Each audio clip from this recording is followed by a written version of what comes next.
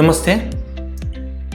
ಹಿಂದೆಲ್ಲ ಡಿಜಿಟಲ್ ಮಾರ್ಕೆಟರ್ಗಳು ಏನು ಮಾಡ್ತಿದ್ವಿ ಅಂತ ಕೇಳಿದರೆ ಸರ್ಚ್ ಇಂಜಿನ್ ಆಪ್ಟಿಮೈಸೇಷನ್ ಮೂಲಕ ಕೀವರ್ಡ್ಗಳಿಗೆ ರ್ಯಾಂಕ್ ಮಾಡ್ತಕ್ಕಂಥ ಕೆಲಸವನ್ನು ಮಾಡ್ತಿದ್ವಿ.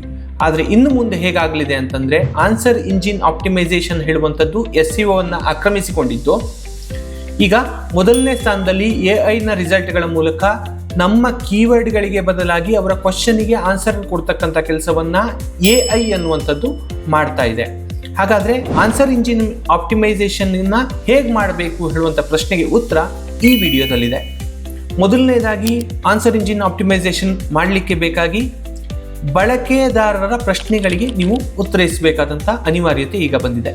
ಏನು ಅಂತಂದರೆ ಕೋರಾದಲ್ಲಾಗಿರ್ಬೋದು, ಯಾವುದೇ ರೀತಿಯ ಕ್ವಶನ್ ಆನ್ಸರ್ ಸೈಟ್ಗಳಲ್ಲಿ ಏನೇನು ಕ್ವಶನ್ಗಳನ್ನು ಕೇಳಿರ್ತಾರೆ ಅಥವಾ ಬ್ಲಾಗ್ಗಳಲ್ಲಿ ಅಥವಾ ಬೇರೆ ಬೇರೆ ಕಡೆಗಳಲ್ಲಿ ಯಾವ ರೀತಿಯ ಕ್ವಶನ್ನು ಗ್ರಾಹಕರಿಂದ ಬರ್ತಾ ಇದೆ ಹೇಳೋದನ್ನು ಗಮನಿಸಿ ಆ ಕೀವರ್ಡಿಗೆ ಸರಿಯಾದ ಉತ್ತರವನ್ನು ನೀವು ಕೊಡುವಂಥ ಕೆಲಸವನ್ನು ಮಾಡಿದರೆ AI ನೀವು ರ್ಯಾಂಕ್ ಆಗಲಿಕ್ಕೆ ಸಾಧ್ಯ ಇರ್ತದೆ. ಎರಡನೆಯದ್ದು ಅಂತಂದರೆ ಸ್ಕೀಮಾ ಮಾರ್ಕಪ್ಪನ್ನು ಬಳಸುವಂಥದ್ದು. ಸ್ಕೀಮಾ ಮಾರ್ಕಪ್ ಅಂತಂದರೆ ನೀವು ವೆಬ್ಸೈಟಿಗೆ ಹಾಕ್ತಕ್ಕಂಥ ಕೋಡ್ನಲ್ಲಿ ಸರಿಯಾಗಿ FAQನಲ್ಲಿ ಇರತಕ್ಕಂಥ ಮಾಹಿತಿಗಳನ್ನು ಬಳಸಿ ಸ್ಕೀಮಾ ಮಾರ್ಕಪ್ಪನ್ನು ತಯಾರು ಮಾಡಿ ಅದನ್ನು ಹೆಡರ್ನಲ್ಲೋ ಫೂಟರ್ನಲ್ಲೋ ಹಾಕ್ತಕ್ಕಂಥ ಕೆಲಸವನ್ನು ಮಾಡ್ತಕ್ಕಂಥದ್ದು.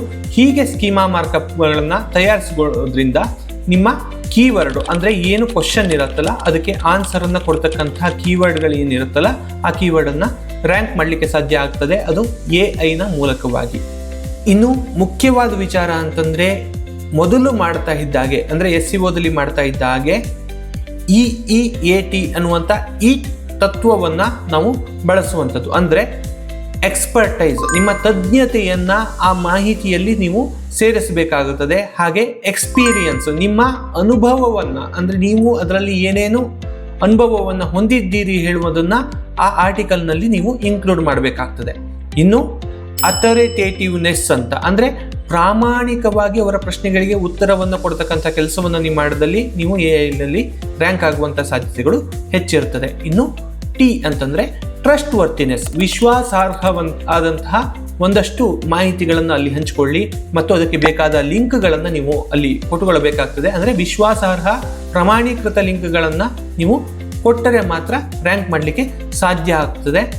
ಇದಿಷ್ಟನ್ನು ನೀವು ಮಾಡಿದಲ್ಲಿ ಖಂಡಿತವಾಗಿ AEOನಲ್ಲಿ ನೀವು ರ್ಯಾಂಕ್ ಆಗಲಿಕ್ಕೆ ಸಾಧ್ಯ ಆಗುತ್ತದೆ. ಇನ್ನೂ ಹೆಚ್ಚಿನ ಮಾಹಿತಿಗಳು ಬೇಕಾದಲ್ಲಿ ನಮ್ಮ ಚಾನಲ್ಗೆ ಸಬ್ಸ್ಕ್ರೈಬ್ ಮಾಡ್ಕೊಳ್ಳಿ. ಹಾಗೆ ನಮ್ಮಲ್ಲಿರ್ತಕ್ಕಂಥ ಡಿಜಿಟಲ್ ಮಾರ್ಕೆಟಿಂಗ್ ಕೋರ್ಸ್ನ ಕಲಿಯೋದ್ರ ಮುಖಾಂತರವೂ ಕೂಡ ಇದರ ಬಗ್ಗೆ ಹೆಚ್ಚಿನ ವಿಷಯವನ್ನು ತಿಳಿದುಕೊಳ್ಬೋದು.